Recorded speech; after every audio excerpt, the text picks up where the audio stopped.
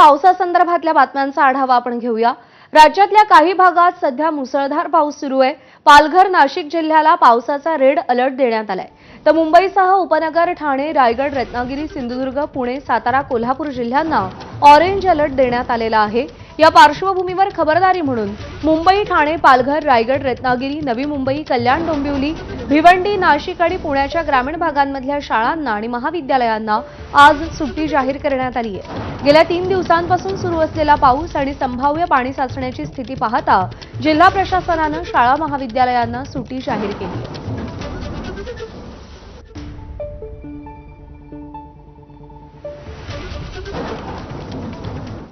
नाशिक जिल्ह्यासाठी आज red alert जारी करण्यात आलाय। नाशिक जिल्ह्याच्या बऱ्याचशा भागामध्ये आज ढगफुटी सदृश पाऊस होण्याची दाट शक्यता आहे। नाशिक, इगतपुरी आणि त्र्यंबकेश्वर या 3 तालुक्यांमध्ये सर्वाधिक परिणाम जाणवणार आहे। सुमारे 300 मिलीमीटर पाऊस पडण्याचा अंदाज आहे। आज जिल्ह्यातील सगळ्या महाविद्यालयांना सुट्टी जाहीर करण्यात आली आहे। त्र्यंबकेश्वर सप्तशृंगी मंदिरही बंद राहणार आहे।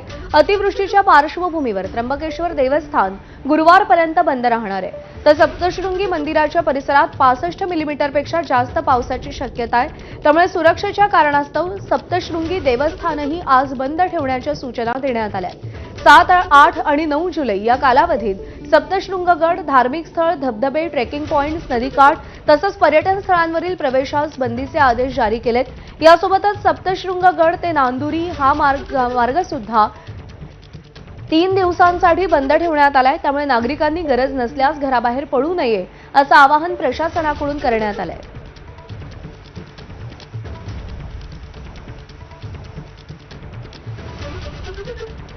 पुण्याच्या घाटमाथ्यावर आजही मुसळधार पावसाचा अंदाज आहे। पालघर, डहाणू, वसईमध्ये मध्यम ते मुसळधार पावसाचा अंदाज वर्तवण्यात आलाय। नवी मुंबई, मुंबई, ठाणे या परिसरामध्ये आज पुन्हा पावसाची शक्यता आहे। पुढील 3 ते 4 तासात हलक्या पावसाचा अंदाज वर्तवण्यात आलाय। आज सकाळी 7:30 वाजता हा अंदाज व्यक्त करण्यात आलेला आहे।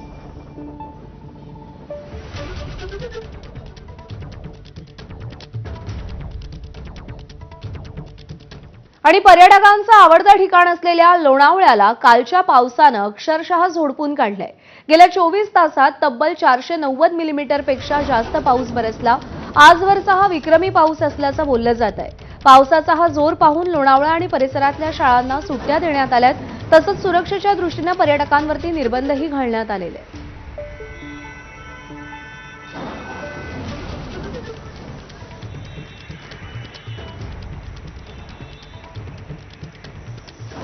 बातमी नालासोपाऱ्यातून आहे। नालासोपारा रेल्वे ट्रॅक आजही पाण्याखालीच आहे। रेल्वे ट्रॅकवरचं पाणी अजूनही कायम आहे।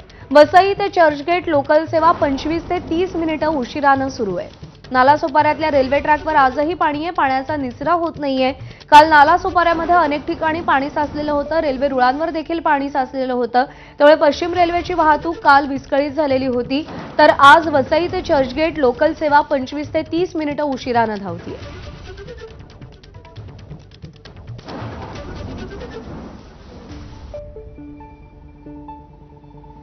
नालासोपारा रेल्वे स्थानकात साचलेल्या पाण्याचा पश्चिम रेल्वेच्या वाहतुकीला फटका बसताना आपण पाहतोय। 25 ते 30 मिनिटं वसई ते चर्चगेट लोकल ही उशिरानं सुरू आहे। पालघर जिल्ह्यातील नालासोपारा रेल्वे ट्रॅक आजही पाण्याखालीच आहे। ही दृश्य आपण पाहतोय। रेल्वे ट्रॅकवरती पाणी साचलेलं आहे। त्या पाण्याचा निचरा होत नाहीये। नालासोपाऱ्यातली सकाळी 8 वाजताची ही दृश्य आहेत। कालही हेच चित्र नालासोपाऱ्यामध्ये पाहायला मिळत होतं आणि आजही या रेल्वे रुळांवरती पाणी साचलेलं आहे। वरून पाऊसही पडतोय। त्यामुळे पाण्याचा निचरा होण्यात अडचणी निर्माण होत आहेत।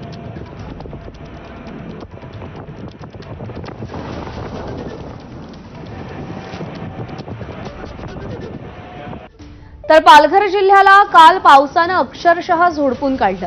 जिल्ह्यातील वसई, विरार, सफाळे, केळवे, पालघर, बोईसर, मनोर तसंच वाडा भागामध्ये मुसळधार पाऊस झाल्यानं या भागातील नदी नाले ओसंडून वाहत होते।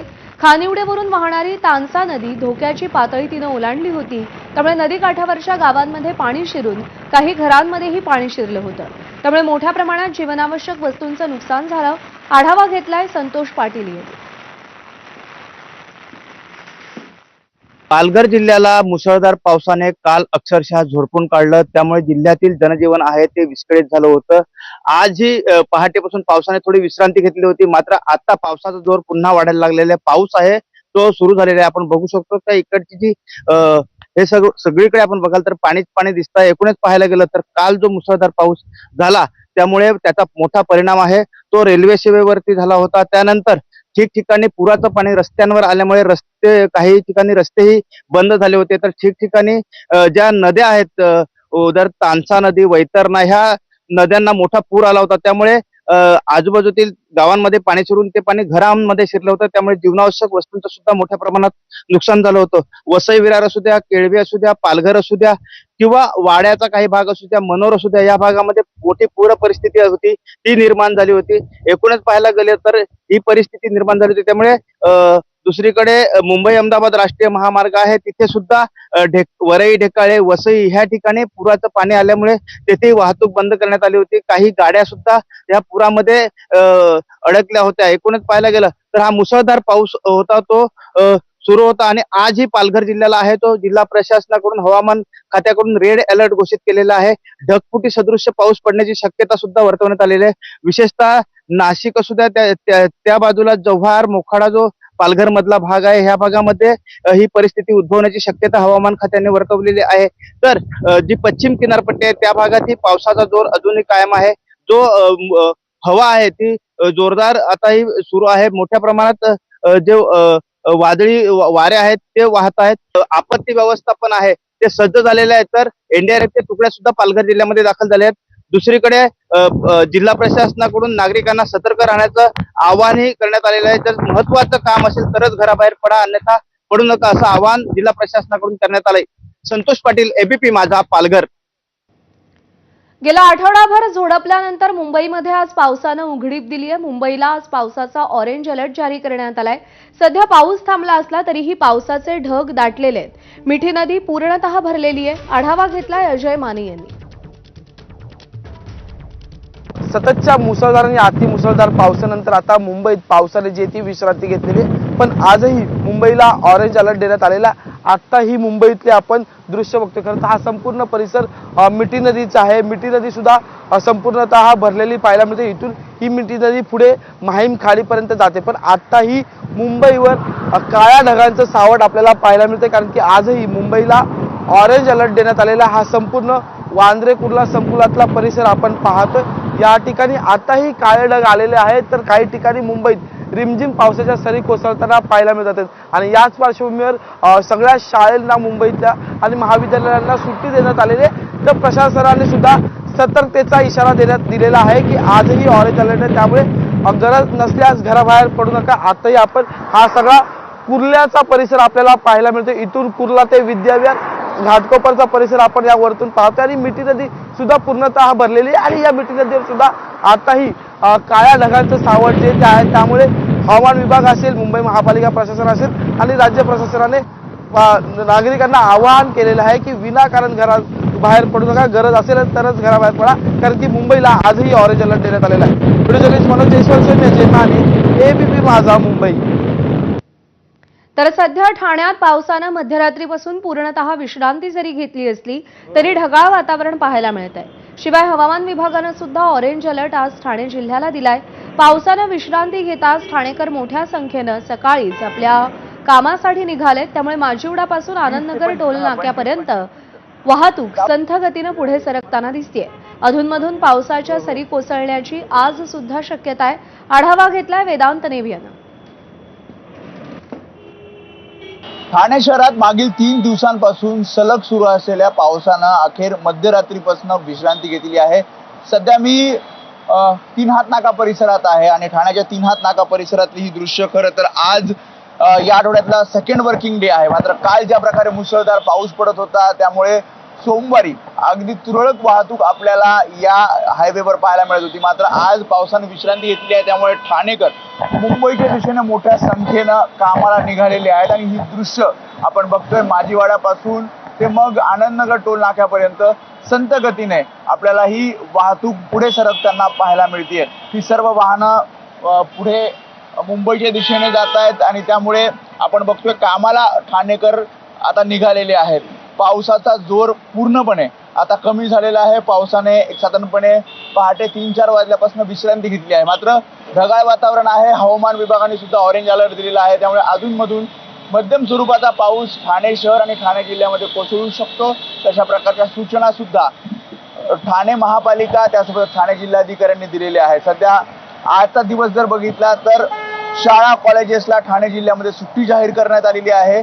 पण असं असताना जसा पावसाचा जोर कमी झाला, पावसाने विश्रांती घेतली, तसे ठाणेकर आपल्याला कामाला निघालेले पाहायला मिळतात. आणि त्यामुळे सद्यस्थिती हायवेवरची आपण दाखवतोय की पुन्हा एकदा संत गतीने जी वाहतूक आहे ती मुंबईच्या दिशेने मार्गस्थ होताना पाहायला मिळते. कॅमेरामन विनय राजभर समी वेदांत, एबीपी माझा, ठाणे.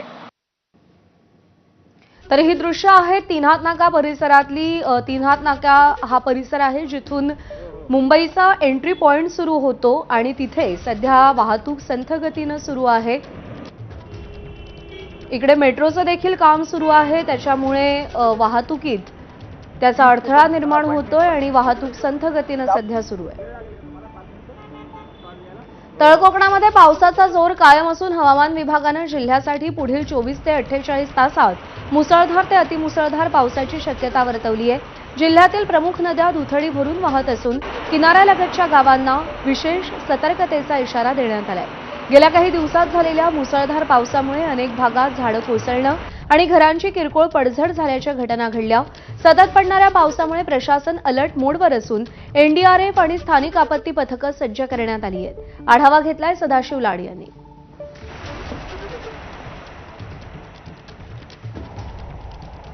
सिंधुदुर्ग जिल्ह्याला आज आणि उद्यासाठी येलो अलर्ट जारी केलेला आहे आणि त्या पार्श्वभूमीवर प्रशासन जे आहे ते सतर्क झालेलं आहे. प्रशासनाने जिल्ह्यातील नागरिकांना सतर्कतेचा इशारा दिलेला आहे, कारण या काळात मुसळधार ते अतिमुसळधार पाऊस कोसळणार असल्याचा अंदाज जो आहे तो हवामान विभागाने वर्तवलेला आहे. सध्या जिल्ह्यात समाधानकारक पाऊस कोसळतो आणि त्यामुळे बळीराजाने आपल्या शेतीच्या कामांना वेग दिलेला पाहायला मिळतोय.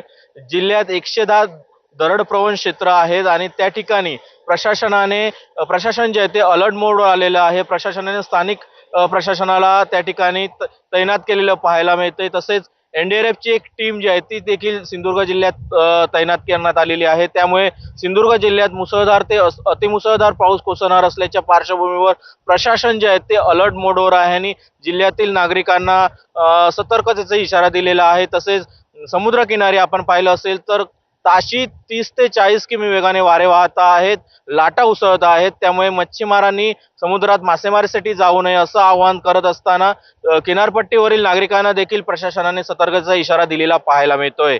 कॅमेरा पर्सन परेशसह सदाशिव लाडे, एबीपी माझा, कुडाळ, सिंधुदुर्ग.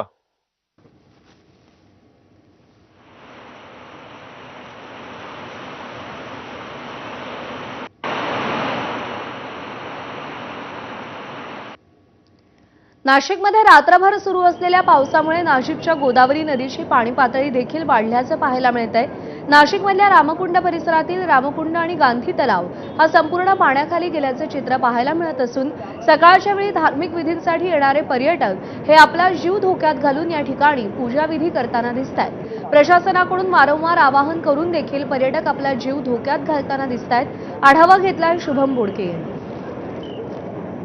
नाशिकच्या त्र्यंबकेश्वर सोबत घाटमाथ्यांवर रात्रभर सुरू असलेल्या पावसानंतर नाशिकच्या गोदावरी नदीची पाणी पातळी देखील आपल्याला वाढताना पाहायला मिळते. मी सध्या नाशिकच्या रामकुंड परिसरामध्ये आहेत. आपण जर या ठिकाणी बघितलं तर गोदावरी नदीची पाणी पातळी देखील या ठिकाणी वाढताना पाहायला मिळते. समोरच्या गांधी तलावाचा परिसर जर बघितला तर संपूर्ण गांधी तलाव हा ओसंडून वाहतोय आणि एकूण जर बघितलं तर सकाळच्या सुमारास या ठिकाणी ज्या पद्धतीनं अनेक पर्यटक हे गोदातीरी या ठिकाणी दशक्रिया विधी असेल किंवा जे धार्मिक विधी आहे ते करण्यासाठी येत असतात, ते सगळे या ठिकाणी पर्यटक आपल्याला पाहायला मिळत आहे. खरं तर आज पर्यटन स्थळ जे आहेत ते बंद करण्याचा निर्णय जो आहे तो जिल्हा प्रशासनाने घेतलेला आहे.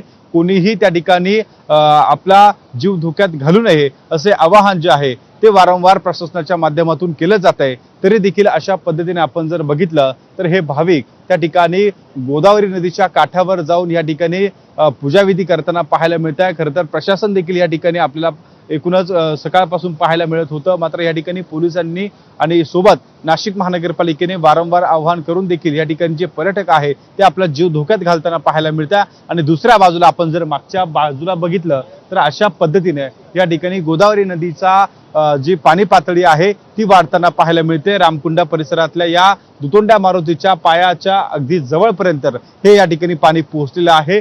या ठिकाणी सीताकुंड असेल, गांधी तलाव असेल, रामकुंड असेल, या ठिकाणी हे संपूर्ण पाण्याखाली गेलेलं आहे. तर समोरचा जो भाग आहे आपण जर बघितला तर तो देखील त्या ठिकाणी पाण्याने वेढल्याचं पाहायला मिळते. येणारा जाणारा जो मार्ग आहे त्यावरून देखील पाणी वाहताना पाहायला मिळते. त्यामुळे दुसऱ्या नदीच्या एका काठावरून दुसऱ्या काठावर जाण्याचा जो मार्ग आहे तो देखील त्या ठिकाणी पाण्याखाली गेल्याचं आपल्याला एकूणच पाहायला मिळते. त्यामुळे प्रशासन वारंवार आवाहन करत आहे त्या ठिकाणी नागरिकांनी देखील आपला जो जीव त्या ठिकाणी धोक्यात घालू नये, त्यामुळे कोणतीही त्या ठिकाणी आपत्ती घडू नये यासाठी देखील प्रशासनाला सहकार्य करण्याची जी भावना आहे ती खरं तर नागरिकांनी ठेवली पाहिजे. आणि एकूणच सहकार्य करत असताना प्रशासनासोबत देखील त्या ठिकाणी उभं राहिलं पाहिजे अशी सध्याची परिस्थिती पाहायला मिळते. एकूणच नाशिकमध्ये पावसाचा जोर हा वाढताना पाहायला मिळतोय आणि अशा परिस्थितीमध्ये प्रशासन देखील आपल्याला त्या ठिकाणी काम करताना दिसून येते आणि नागरिक देखील आणि पर्यटक देखील या ठिकाणी आपल्याला जीव धोक्यात घालताना पाहायला मिळत आहे. कॅमेरामॅन धनंजय दारुंडेसह शुभम बुडके, एबीपी माझा, रामकुंड, नाशिक. कल्याण डोंबिवलीमध्ये खड्ड्यांचं साम्राज्य पसरलं असून मुसळधार पावसामुळे रस्त्यांची चाळण झाली आहे. पत्री पूल 90 फीट रोडवरती जीवघेण्या खड्ड्यात गाड्या आदळल्याची थरारक दृश्य सीसीटीव्ही कॅमेरामध्ये चित्रित झाली आहेत. या खड्ड्यातून मोटरसायकल चालक थोडक्यात बचावलाय तर रिक्षा जोरदार आदळली आहे. त्यामुळे केडीएमसी नागरिकांचा बळी जाण्याची वाट पाहतीये का असा सवाल उपस्थित होतोय.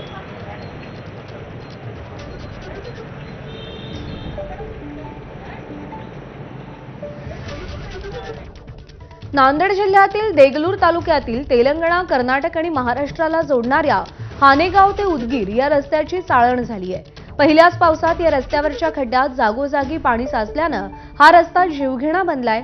वाहनधारकांना याच रस्त्यावरून जीव मुठीत धरून प्रवास करावा लागतोय. सीमावर्ती भागातील नागरिकांनी या रस्त्याच्या दुरुस्तीची वेळोवेळी मागणी केली, मात्र त्याकडे नांदेडच्या प्रशासनानं दुर्लक्ष केलंय. आता या रस्त्याची दुरुस्ती करावी या मागणीसाठी हानेगाव ग्रामस्थांनी आंदोलन करण्याचा इशारा दिला.